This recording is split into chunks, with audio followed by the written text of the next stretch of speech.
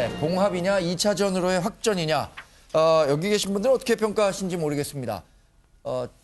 지난 금요일이죠. 네네. 공수처 설치하겠다라는 발표가 있었는데 네네. 어떤 절차를 거쳐서 언제 이렇게 공수처가 설치되는 건가요? 일단 뭐 7월에 시작이 될 거니까요. 지금부터 준비를 차근차근 준비를 해야 되는 건 사실인 것 같습니다. 네. 그래서 뭐 지금 시점상 일정상으로 맞는 것 같긴 한데요.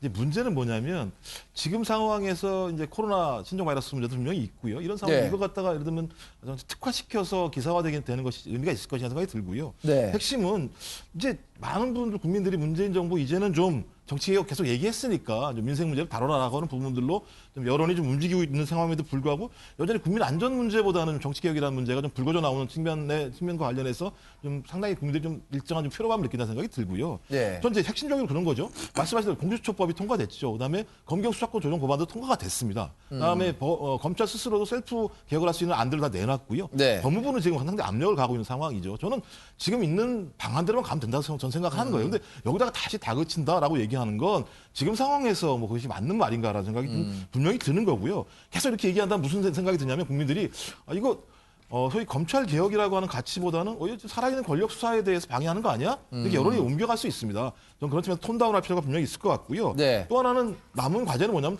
공수처를 잘 만드는 것도 중요하겠죠. 국민 여론이 공수처에 대한 지지가 높았으니까요. 네. 또 하나는 뭐냐면 공수처의 권한이 강화되고 경찰 권력이 강화되는 만큼 그 권한들의 강화를 어떻게 막을 수 있을지에 대한 후속 조치를 분명히 만들어내야 됩니다. 근데 여기에 대한 논의들이 지금 아직까지 잘 안 되는 것 같아요. 그래서 다 아시죠? 뭐 행정과 수사 경찰의 분리, 자치경찰제 같은 경우에 대한 내용들이 분명히 있어야 될 것 같고요. 네. 또 하나는 엄정하게 수사, 대통령께서 엄정하게 수사하고 형평성 있게 수사라고 얘기했으니까요. 제가 볼 땐 지금 검찰 수사를 하고 있는 것과 관련해서 정부 여당이나 민주당이 더 이상 얘기하지 않았으면 좋겠어요. 그러니까 네. 수사나 기소는 검찰이 알아서 하는 거고요. 만약에 법이 없다고 얘기하면 죄가 없다고 얘기하면 죄가 없는 분들이 그 재판 과정에서 무죄를 갖다 입증하면 되는 문제이기 때문에 저는 이제는 검찰 개혁은 이미 놓여 있는 그 레일 위로 걸어가면 된다는 생각이 드는 거고 지금 오히려 이런 신종 바이러스나 그다음에 소위 그 민생 문제로 정부와 민주당은 고개를 돌려야 된다. 네. 그래야 된다. 그럴 때가 좀 됐다고 생각을 합니다. 이 공수처 발표 자리에서 추미애 법무장관이 윤석열 검찰총장을 겨냥한 듯한 얘기를 한 게 있는데요. 한번 의미심장한 얘기 들어보겠습니다. 첫 번째는 권력기관의 개혁은 국민을 위한 민주적 분산, 권력의 민주적 분산이 필요하고 또 기관 상호 간의 또 기관 내부에서의 견제와 균형이 필요하고 그것은 어디까지나 국민을 위한 것이다라는 것을 강조하셨습니다. 두 번째는 수사와 기소에 있어서 성역을 없애야 하고 국가 사정기관을 바로 세우는 것이고 또 그 가운데 검찰 개혁은 무엇보다 중요하다라고 하셨습니다. 과거에 검찰의 잘못은 스스로 고쳐내지 못했기 때문에 특히 공수처는 매우 의미가 크다라고 강조를 해주셨습니다. 총장도 이 개혁 입법이 국회에서 통과된 것이고 또 그것이 국민의 뜻을 받은 것이라는 것을 잘 이해하고 있고 검찰도 개혁에 동참하겠다고 저와의 첫 번째 예방에서 그렇게 분명히 약속을 한 바 있습니다. 네, 양념 같은 질문이시긴 한데, 네. 이 자리에서는 답변 드리기에 적합하지 않은 것 같으니까요. 나중에 차 한잔 하러 오시죠. 법무장관과 윤석열 검찰총장의 갈등, 그 중심에는 어쩌면 검찰 인사가 있었을지도 모르는데요. 이 검찰 인사와 관련해서 추 장관은 정당한 조치였다 이렇게 강조를 하고 있습니다. 검찰 인사와 관련해서 하여튼 그 윤석열 검찰총장은 아직도 좀 불편한 감정을 숨기기 어려울 것 같아요. 그럼요. 이 정권을 향한 수사했던 검사들은 좀 네. 그대로 좀 유지시켜 달라는 요구를 추미애 장관이 묵살하지 않았습니까? 이것은 추미애 장관은 인권보호 수사를 한 검사는 우대하겠다. 뭐 이런 식으로도 얘기했는데 이 말은요. 정권을 향한 수사를 하지 않는 사람을 우대하겠다라는 것으로 읽혀져요. 네. 이성윤 중앙지검장 같은 경우에는 조국은 무죄고 그다음에 기소도 하지 말자 그러고 이렇게 수사 행위를 방해하고 있지 않습니까? 이것은 검찰 개혁이라고 얘기하지만 결국에는 검찰을 장악해서 집권 세력과 청와대를 향한 수사를 막겠다라는 그런 의도로 읽혀집니다. 이것은 결국에는 검찰의 본연 임무가 뭡니까? 범죄 혐의자가 있으면 수사를 해서 네. 기소를 하고 재판정에 세우는 것이 검찰의 본연 임무지 그 범죄 혐의자를 인권 보호하는 게 본연의 임무는 아니지 않습니까? 네. 물론 인권도 중요합니다만 저는 그래서 이 싸움은 진짜 검사와 가짜 검사와의 대결이라고 생각이 듭니다. 네. 범죄자를 처벌하겠다라는 진짜 검사, 범죄자라도 정권에 있는 사람들은 보호하겠다라는 가짜 검사, 이거의 싸움이 아닐까 저는 생각합니다. 여튼 이런 가운데 윤 총장이 이렇게 인사 이동을 통해서 다른 보직으로 이동하는 검사들을 향해서 검사일은 어디 가나 똑같다, 소신 있게 일하라, 이렇게 당부를 했다고 하는데 이렇게 전달한 메시지에는 어떤 의미가 포함되어 있다고 보세요, 김사님? 그러니까 외부의 환경이 굉장히 혼란스럽고 예. 안 좋기도 하고 뭐 이런 상황이니까 꿋꿋하게 우리 할 일을 잘 하자 뭐 이런 얘기 아니겠습니까? 근데 그것이 이제 뭐 국민에게는 조금 더 뭐 다르게 다가갈 수도 있죠. 왜냐하면 네. 외부 환경이 어렵다는 것이 지금 개별 사안을 놓고 진행이 돼. 제가 계속 말씀드리지만 사실 이거는 그 검찰 개혁이라는 게 예. 이런 거 아니겠어요? 왜 하느냐?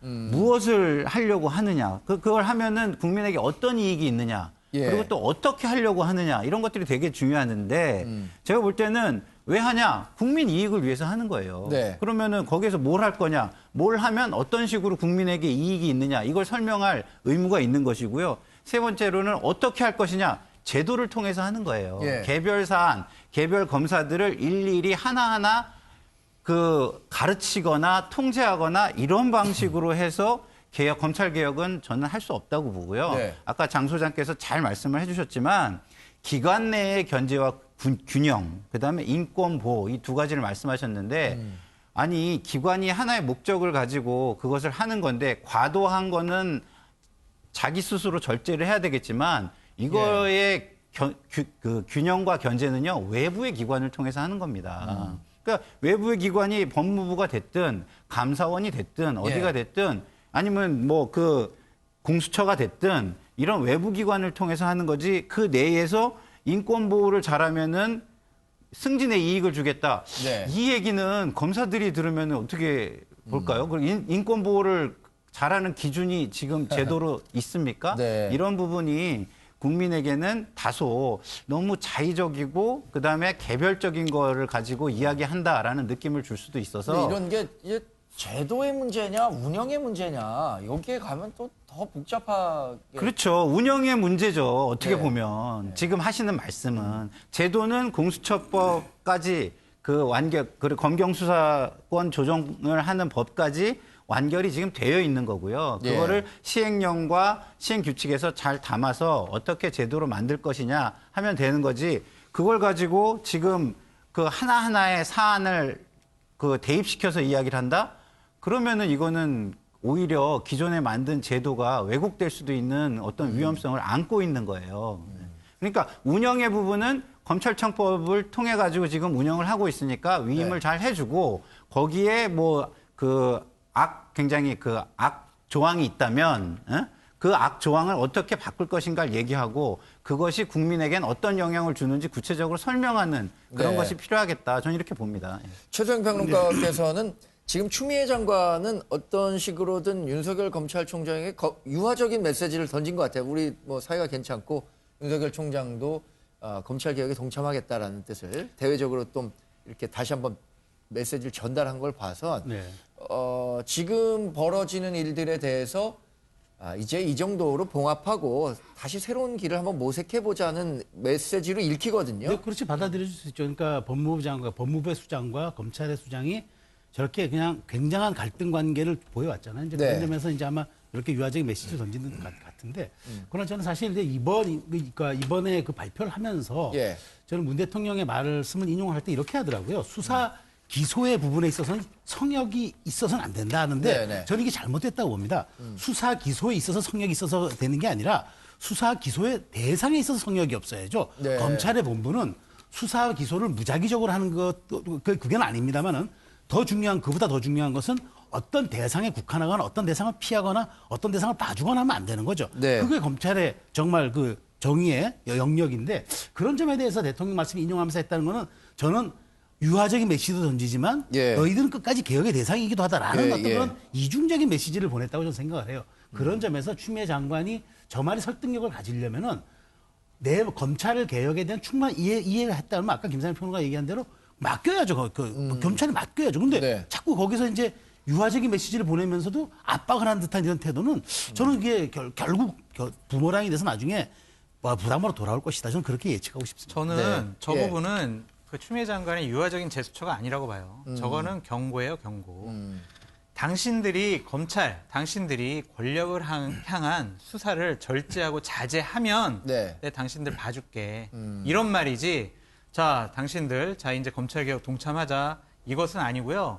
저분들이 얘기하는 검찰 개혁은 거듭 말씀드리지만 검찰 장악입니다. 장악을 해서 자신들을 향한 수사를 하지 못하도록 그러한 분위기를 만들고 그러한 제도를 만들고 그러한 검사를 우대하고 그러는 것이지 저분들이 얘기하는 검찰 개혁은 국민들이 원하는 진정한 검찰 개혁은 아니라고 보여집니다. 자제와 절제를 얘기하니까 이번에 그 조국 전 법무장관이 원래 서울대학교에 복직을 해서 절제의 형법학이라는 제목의 강의를 하려고 했었다고 하니까 일맥상통한 부분이 또 있기도 하네요. 자, 그런데 재밌는 그 여론조사 결과가 있었어요. 그래서 추미애 장관도 웃으면서 그거 뭐 양념 같은 질문이다라고 평가를 했는데 윤석열 검찰총장을 대선 후보로 넣었더니 네. 단숨에 2위를 기록했다는 겁니다. 그러니까 이낙연 전 총리에 이어서. 일단 뭐 양념 같은 내용은 아닌 것 같은데 중대한 시그널이라고 저는 봅니다. 그러니까 핵심적으로 왜냐하면 이제 이건 뭐냐면 제가 조사를 보니까 그 세계일보가 리서치랑 한 건데 네. 이 조사 중에서 보니까 중도층에서요. 네네. 중도층에서 윤석열 검찰총장이 10% 정도가 나왔고요. 네네. 황교안 지금 자유한국당 대표는 6% 정도 나왔어요. 이낙연 뭐 전 총리가 워낙 높아 33.8%가 나왔는데 이게 네. 뭐냐면 중도층이 흔들리고 있다는 시그널을 보여주는 거거든요. 그러니까 양대 기득권 정당들이 우리에게 희망이 아니다라고 중도층은 생각하고 있는 거고 그럼 중도층들이 나갈 공간이 별로 없는데 과거 같았으면 이제 예를 들면 안철수 현상이라는 것에 기댔지만 지금은 그럴 수 없는 상황인 거고 그럼 자기들의 생각들이 어떤 윤석열이라고 하는 하나의 인물로 등장하는 상황이라고 얘기하는 건 소위 기성정치, 양대 기득권 정당 정치에 대한 상당히 많은 분노와 어떤 그 나름대로의 그 불만들이 누적됐다는 것을 반영하는 것 같고요. 전 그런 측면에서 약간은 지금 그 법무부 장관이 일정하게 좀 압박을 한 거라고 뭐 말씀하시지만 제가 볼 때 일정하게 추지기로 가고 있다고 생각이 들어요. 뭐냐면 검찰에 대한 법무부 인사는 이제 다 끝났죠. 네. 그다음에 지금 검찰총장에서 13명 전격적으로 기소를 하게 되면서 기소가 마무리가 제가 볼 때 임정석 전 비서실장과 이 두 분 정도가 마무리가 되게 되면 제가 앞으로는 제가 볼 때는 수사와 기소가 다 끝난 상황이기 때문에 저 앞으로 더 할 수 있는 내용들은 없습니다. 그럼 뭐에 넘겨지는 거냐? 제가 볼 때는 총선 민심에 넘겨질 수밖에 없는 상황으로 가게 되는 거예요. 그러니까 양쪽 다 마찬가지인 거죠. 지금 상황에서는 아주 벼랑 끝인 거죠. 4월 총선의 네. 결과에 따라서 저희 검찰 개혁의 파고가 변동될 수 있는 측면이 분명히 있는 거고요. 저는 그런 측면에서 윤석열 검찰총장이 뭐 당연히 이분이 제가 볼 때 정치를 하시지 않을 거라 생각이 들지만 네. 저는 정치권에게 던지는 아주 파급 영향력이 상당히 클 거라는 생각이 들고 이것들을 엄중하게 받아들여야 된다. 엄중하게 네. 받아들여서 정치권이 왜 이렇게 많은 국민들한테 소위 상당히 예를 들면 외면을 당하고 있고 또 그런 것들에 대한 결과가 지금 현직 검찰총장이 사상 유례 없이 대선 후보 네. 2위에 올라간다고 얘기하는 건 정치가 얼마만큼 국민들에게 지금 희망을 주지 못하고 있는 것을 반증하는 거기 때문에 윤석열 개인의 문제가 중요한 게 아닌 거고요. 네. 이 지금 현실 정당 정치에 대한 엄중한 경고라는 생각을 가지고 소위 혁신 경쟁들에 들어간다 저는 생각을 합니다. 그러니까 과거에 이렇게 그 검찰 출신의 유력 인사가 대통령 적합도에서 2위까지 오른 적은 없지만 송광수 전 네네. 총장이라든가 안대희 전 대법관 같은 경우에는 또 당시에 법조계를 대표하는 인물로 상당히 그 지명도도 있고 정적인 지지도 받기도 했었는데 이분들이 정치적으로 성공하기는 좀 어려웠던 것 같아요. 그러니까 공통점이 있어요. 이분들이 그러니까 그 당시에 얻었던 인기의 비결이 뭐냐면 엄정했던 수사, 네. 그다음에 성역 없는 수사, 그리고 흔들리지 않고 외기를 갔다는 점, 뭐 이런 것들이 국민의 마음을 사로잡은 거죠. 그러니까 국민이 결국 시대 정신이라는 것이 예. 국민이 그 시대에 간절히 원하는 바거든요. 그러니까 지금 말씀하신 것처럼 윤석열 총장이 2위에 단숨에 올랐다는 것은 네. 지금 공정과 정의에 대한 정부 여당에 대해서 국민이 동의와 공감을 보내고 있지 않다는 확실한 증거기도 한 겁니다. 그렇기 때문에 네. 정말 이번 총선이 저는 굉장히 그 중요하게 다가올 것이다라고 생각하는 것은 이제 이런 분들이 그러니까 말하면 지금 이번 얼마 전 여론조사를 보니까 중도층이 30%까지 늘어났다고 네네. 그러더라고요. 점점 더 늘어날 가능성이 있습니다. 물론 나중엔 좁혀지겠지만 그럼 결국은 이 중도를 누가 가져오는 싸움이거든요. 그런데 네. 지금의 양당의 그러니까 어쨌든 보수 야당이든 지금 저 정부 여당이든 간에 어쨌든 국민의 민심을 얻는데 조금씩 미흡해요. 그러나 네. 누가 더 혁신과 정말 그 중도의 아직 외연 확장의 의지를 보여주느냐가 저는 이거 여기서 가름날 것이다. 저는 그렇게 생각하고 있습니다. 네. 제가 이게 사실은 조국 전 장관이 현직 장관일 때 이런 조사가 있었어요. 사실은 어떤 조사 말? 조국 장관을 정청래- 집어넣어서 여론조사를 했어요. 현직을. 네. 그때 이제 제가 무슨 얘기를 했냐면 현직 장관을 집어넣어서 여론조사를 하는 거 참 부적절하다라고 네. 얘기를 하면서 아니 그러면 윤석열 놓고 하면 어떨까 참 궁금하다 이런 네. 얘기를 제가 방송에서 여기 MBN에서 한 적이 있는데요. 마찬가지 얘기를 또 드리고 싶은 게 뭐냐면 현직 검찰총장을 놓고 여론조사를 하는 거는 굉장히 부적절합니다. 네. 앞으로 검찰총장의 직분을 해나가는 데 있어서 정치와 그 직분을 제대로 하느냐 안 하냐가 아니라 그 하는 행위 자체를 계속해서 정치화시킬 우려가 발생하는 거예요. 우리가 지금 굉장히 걱정하는 게 검찰의 정치화를 우려하는 그렇죠. 거잖아요. 그런 그래서- 부분에서의 걱정이 예. 더 커진다는 말씀. 그렇기 때문에 이 여론조사는 앞으로는 하면은 저는 안 된다고 보고요. 그러려면은 사실은 여당이 조금 잘해야 되는 부분도 있어요. 왜냐하면 아까 우리 김종욱 교수님이 잘 말씀해 주셨지만 이게 10.8%가 그냥 10.8%가 아니에요. 네. 소속이나 지지 세력이 없는, 진영이 없는 상태에서 10.8%거든요. 전에 그 조국 전 장관이 현직일 때 나온 여론조사가 13%입니다. 13%. 네. 근데 13%는 당시에 문재인 대통령 지지 세력과 여당 지지 세력이 있는 상황에서 13%고 네. 지금 그 윤석열 총장은 지지 세력이 전혀 없는 상태에서의 13%이기 때문에 여당이 이거를 교훈 있게 받아들였으면 좋겠다라는 말씀을 드리면서 네. 그러나 이런 조사는 현직에 있는 사람을 대상으로 대권에 놓고 하는 여론조사는 굉장히 부적절하다. 다시 한번 강조를 네. 드립니다. 야당에서도 이 부분에 대해서 아주 그 반문 세력이 이렇게 많구나라고 좋아할 만한 거라기보다는 우리가 대안 세력으로서 인정을 받지 못하고 있구나라는 위기감이 커야 될 것 같아요. 야당 쪽. 제일 아픈 건 황교안 대표겠죠. 네. 야권의 대표적인 대선 주자로 본인이 자리매김해야 되는데 네. 윤석열이라는 강력한 변수가 나타났어요. 그렇기 때문에 황교안 대표는 긴장할 수밖에 없을 것 같고요. 윤석열 총장은 이제 정치에 배를 탄 겁니다. 이분은 이제 어마어마한 폭발력이 있다고 보여져요. 예. 저는 두 가지를 지적하고 싶은데 하나는 앞으로 여론조사를 하면 할수록 지지율은 높아질 것이다 라는 것과 두 번째, 이제 이렇게 국민적인 여론의 뒷받침을 받고 있는 검찰총장을 이 집권 세력은 함부로 못할 거예요. 네. 그러니까 검찰총장에 대해서 더 압박을 가하거나 지금처럼 뭐 검사를 좌천시키거나 정권에 향한 수사를 못하게 막으면 막을수록 이 지지율은 더 높아질 것이기 때문에 그거에 대한 집권 세력의 부담감은 상당히 커질 것이다.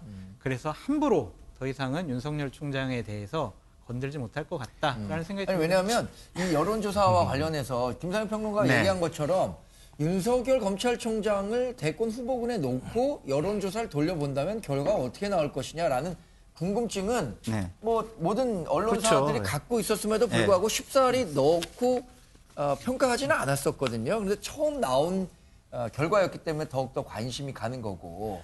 이 윤석열 총장이 정치의 배를 탔다 이렇게 지금 말씀하셨잖아요. 그랬으면 사직해야 됩니다.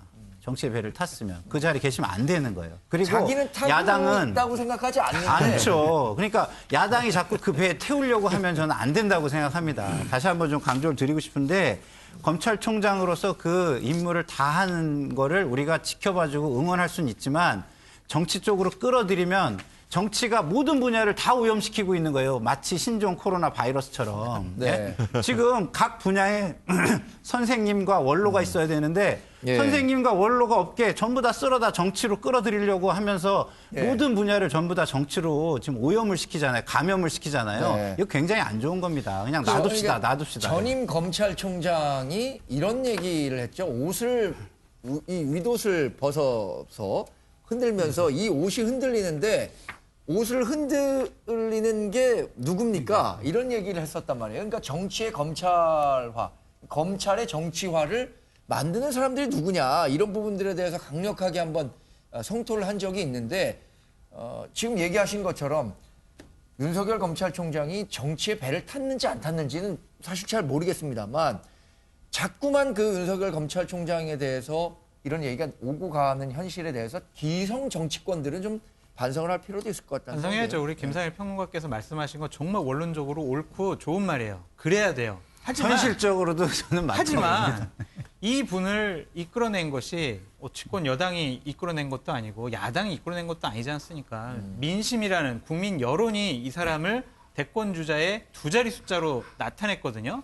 그러한 민심의 흐름은 제가 봤을 때는 쭉 갈 수밖에 없다. 근데 문제는 김상일 평론가 말씀은 맞아요. 실정법 위반이에요. 공무원이어서 정치적 중립을 지켜야 되기 때문에 제가 볼 때는 검찰총장이 잘하시면서 수사 잘하시는 게 제가 볼 때는 민심에 따른 거라고 그렇죠. 생각합니다. 사실 네. 자기의 자기가 있는 곳에서 본분을 다하고 직분을 다하는 노력이 선행이 돼야 되겠죠.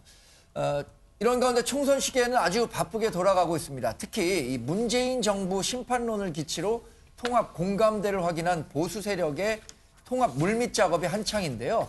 통합 신당 창당 예고까지 나왔습니다.